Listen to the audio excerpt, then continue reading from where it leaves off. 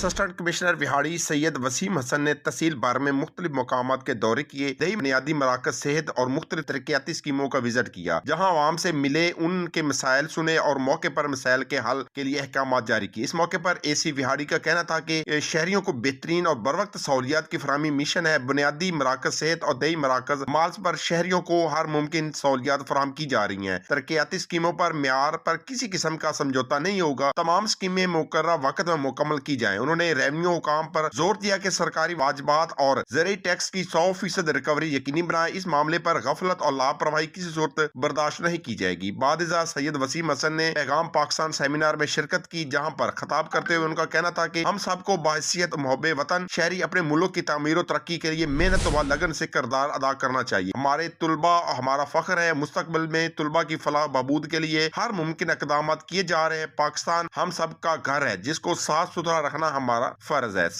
Assistant commissioner Syed Waseem Hasan.